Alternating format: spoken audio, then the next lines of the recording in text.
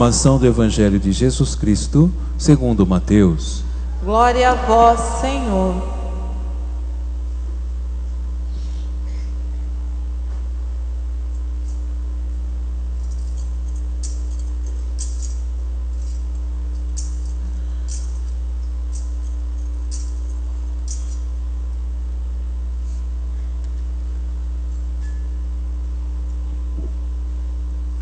A essa notícia, Jesus partiu dali numa barca para se retirar a um lugar deserto.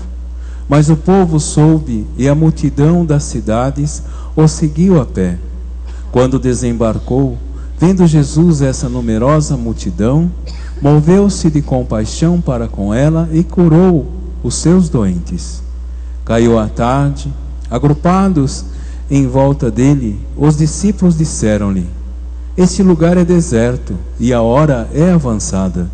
Despede essa gente para que vá comprar víveres na aldeia. Jesus, porém, respondeu: não é necessário dar-lhe vós mesmos de comer.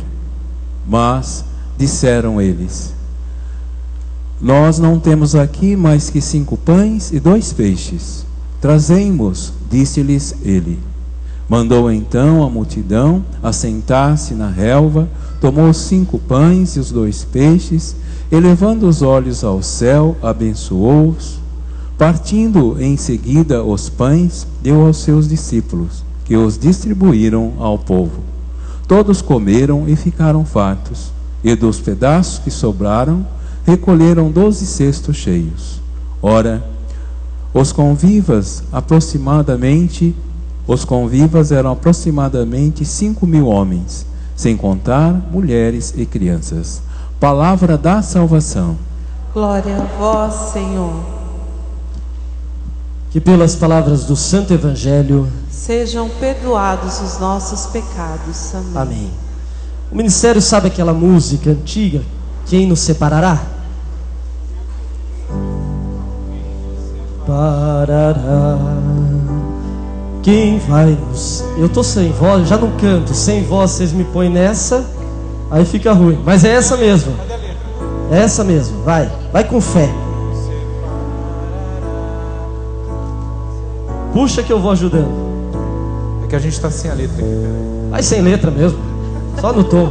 Quem nos separará? Quem vai nos separar? Quem vai nos separar? O povo sabe. Do amor de Cristo, quem vai nos separar? Se Ele é por nós, quem será contra nós? Quem vai nos separar do amor de Cristo? Quem será? Tá bom, vai de novo. Quem vai nos separar? Quem vai nos separar do amor de Cristo? Quem nos separará? Se Deus é por nós, quem será contra nós? Quem vai nos separar do amor de Cristo? Quem será? Achou a letra? De novo. Quem nos separará? Tá ficando bom. Quem vai nos separar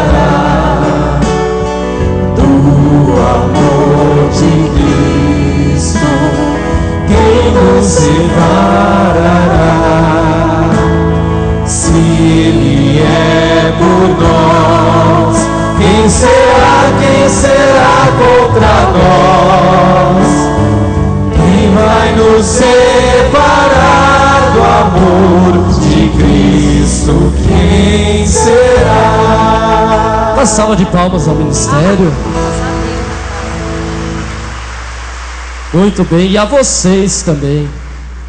O bom quando a gente fica padre, a gente perde vergonha de tudo, né? Mesmo não sabendo cantar, a gente canta. Por que, irmãos, cantar essa canção, que é, na verdade, a segunda leitura da missa? porque aqui está todo o centro da liturgia de hoje. Quem pode nos separar do amor de Deus? A tribulação, a angústia, o medo, a solidão, o sofrimento, a doença, a morte, a altura, a profundidade. Quem pode nos separar do amor de Cristo? É uma pergunta que São Paulo faz para ele mesmo. E a resposta que São Paulo tem não é outra senão: ninguém pode me separar do amor de Deus. Diga isso para você mesmo: ninguém pode me separar do amor de Deus. Ninguém, a não ser você mesmo. O único, a única que pode te afastar do amor de Deus é você mesmo, na medida em que você não se abre a este amor, na medida em que você não se lança a este amor gratuito. O Senhor nos ama gratuitamente, irmãos. E aqui é a beleza da primeira leitura de hoje, o livro do profeta Isaías, capítulo 55, esta imagem do Deus de Israel, que não é um Deus terrível, que não é um Deus que impõe castigos, que não é um Deus que nos culpa, que não é um Deus que nos cobra, mas o Deus de Israel, revelado em Jesus Cristo, é o Deus que nos ama gratuitamente. Vinde a mim, todos vós, e bebei.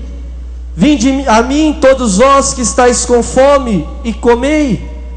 Vinde e tomai o alimento sem nenhuma paga. Vinde a mim, todos vós. É esta a imagem do Senhor, que nos ama gratuitamente. Nós vivemos num mundo hoje que tudo é marcado pelo dinheiro, tudo é marcado pelo lucro, tudo é marcado pelas relações de compra e venda. E as relações pessoais entram nessa dinâmica também. Não é assim? Enquanto você tem amigo, enquanto você tem dinheiro, você tem amigo. Enquanto você pode bancar um churrasco, um picanha à vontade, a sua casa vai estar lotada.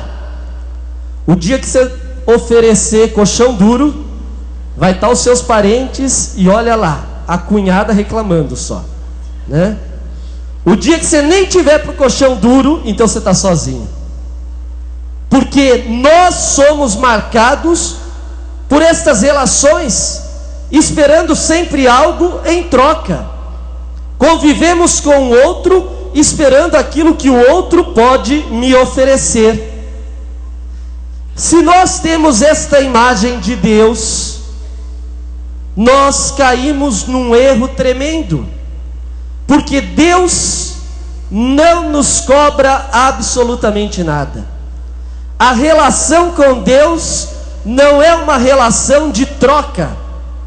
Ele nos ama, porque Ele não sabe fazer outra coisa senão nos amar. E para nos amar, não nos pede nada, senão aquilo que somos. A imagem do Evangelho de hoje. Deus não nos pede nada. Vinde a mim, tomai o alimento sem nenhuma paga. Eu só preciso de você. 5 pães e 2 peixes é o suficiente para Deus realizar a sua obra. É esta imagem do Senhor que nós devemos ter. Um Deus que me ama sem esperar que eu dê nada a Ele. Um Deus que me ama apesar das minhas infidelidades. Um Deus que me ama apesar das minhas fraquezas e não me cobra absolutamente nada, senão que eu me aproxime dele e dê aquilo que eu tenho para oferecer. Às vezes nós não temos nada para oferecer ao Senhor. Às vezes, diante da ação de Deus, que parece ser grandiosa, como talvez foi a sensação daqueles discípulos quando viram uma multidão em torno de Jesus e eles não tinham nada para oferecer, para comer.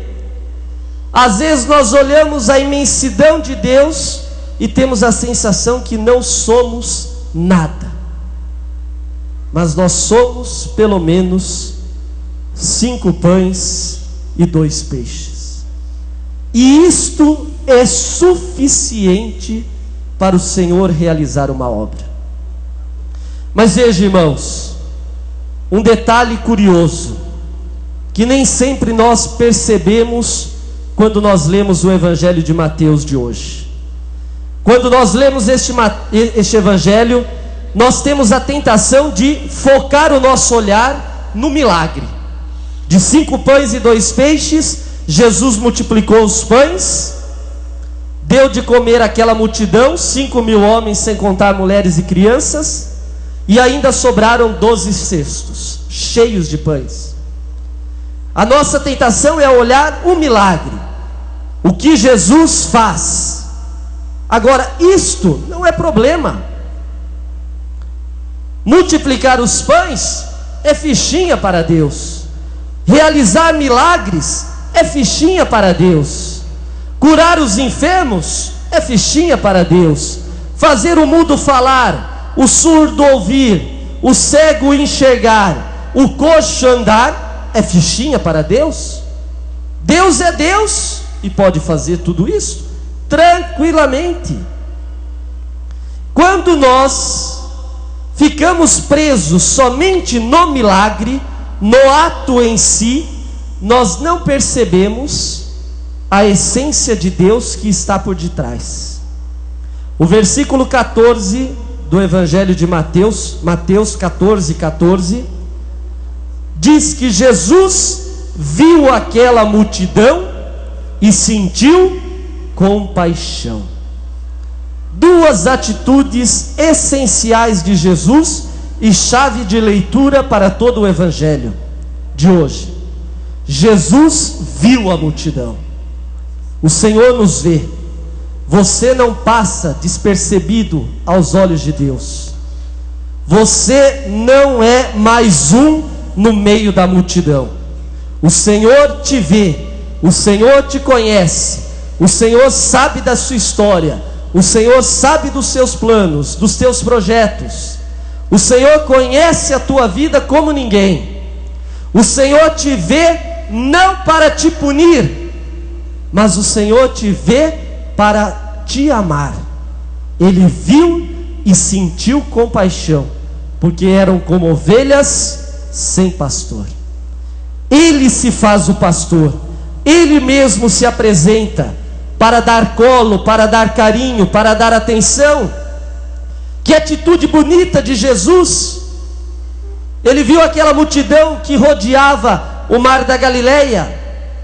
Jesus pegou a barca e foi para o meio do mar da Galileia. A multidão seguiu a pé, dando a volta no mar da Galileia.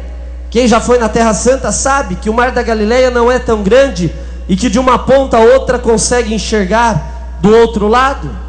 Aquela multidão seguiu a pé a Jesus, foi ao encontro de Jesus, e o Senhor olhou para cada um, sentiu compaixão, os fez sentar junto dele. Na atitude dos discípulos de mandar embora, dispersa, Jesus diz: senta, que eu vou lhes ensinar a palavra do reino. E Jesus começa a ensinar. É a atitude do discípulo, deve ser a nossa atitude. Sentar aos pés do Senhor, ouvir o que o Senhor tem a nos dizer. Veja, irmãos, aquela multidão seguiu a Jesus, é verdade, mas aquela multidão estava correndo atrás de Jesus por aquilo que ele podia oferecer. Todos ouviram falar de Jesus de Nazaré, o filho de Maria, o filho do carpinteiro, que estava realizando sinais, prodígios, e todo mundo começou a ir atrás de Jesus. O povo foi atrás de Jesus não por aquilo que Jesus era, mas por aquilo que Jesus podia oferecer. A multidão estava preocupada com as palavras de Jesus? Não, eles queriam comida, queriam encher o bucho. Foram atrás de Jesus para que Jesus pudesse dar comida. E Jesus disse: espera aí, senta aqui, vamos conversar. Primeiro o pão da palavra, depois o pão que alimenta. Ninguém pode participar da mesa da Eucaristia sem antes participar da mesa da palavra. Ninguém pode se alimentar de Cristo na Eucaristia sem antes se alimentar de Cristo na palavra. Veja, irmãos, que a preocupação de Jesus, embora fosse alimentar aquele povo, porque era uma preocupação legítima do Senhor, tanto é que manda os discípulos ir atrás de comida.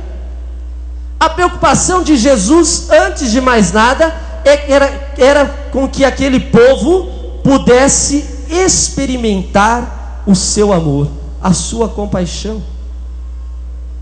Quando nós seguimos Jesus por aquilo que Ele pode nos oferecer e não por aquilo que Ele é, nós corremos o risco de nos decepcionar. Nós corremos o risco de nos frustrar, porque nem sempre Jesus vai dar o que eu quero. Nem sempre o Senhor vai realizar o que eu peço. Nem sempre. Nem sempre a sua vontade, a minha vontade, será a vontade de Deus. Porque talvez a minha vontade, a sua vontade, não vai me conquistar a salvação. Por mais que eu ache que seja melhor, para Deus aquilo não é melhor. E quando eu corro ao encontro de Jesus só por aquilo que Ele pode me oferecer, e quando Ele não me dá, eu me decepciono. É a situação de tantos irmãos que fica pulando de galho em galho, de igreja em igreja, né? Pulando de lugar em lugar, atrás de bênção, atrás da unção, atrás do milagre, atrás do pão que Jesus pode oferecer, e não se preocupa em parar para estar junto com o Senhor, para estar sentado na relva, para estar sentado aos pés do Senhor e conviver com Ele por aquilo que Ele é. Irmãos, se nós buscamos Jesus por aquilo que Ele pode nos oferecer para as coisas deste mundo, você vai se frustrar, você vai se decepcionar.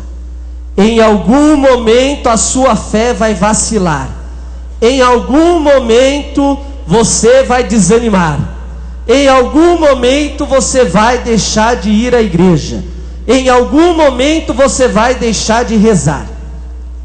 Mas se você busca Jesus por aquilo que Ele é, por aquilo que Ele significa na tua vida, então aconteça o que acontecer, você estará firme, porque nada nem ninguém vai te separar deste amor.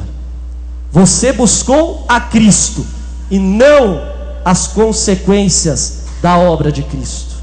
Quando você busca a Cristo, quando eu busco a Cristo, nada nem ninguém pode nos separar do amor de Cristo. Portanto, irmãos, nesta noite, deseje buscar a Cristo, deseje olhar para o Senhor, ofereça tudo aquilo que você tem, tudo aquilo que você é. Talvez hoje você está aqui e é apenas 5 pães e 2 peixes, pois é isso que o Senhor precisa, é isso que o Senhor necessita de você, do jeito que você é, como você é, do jeito da sua história. 5 pães e 2 peixes. Ofereça aquilo que você é, e uma grande obra Deus vai fazer na tua vida. Creia nisso, irmãos. O Senhor só precisa de você como você é, buscando não aquilo que Ele pode te oferecer, mas buscando aquilo que de fato Cristo é para nós.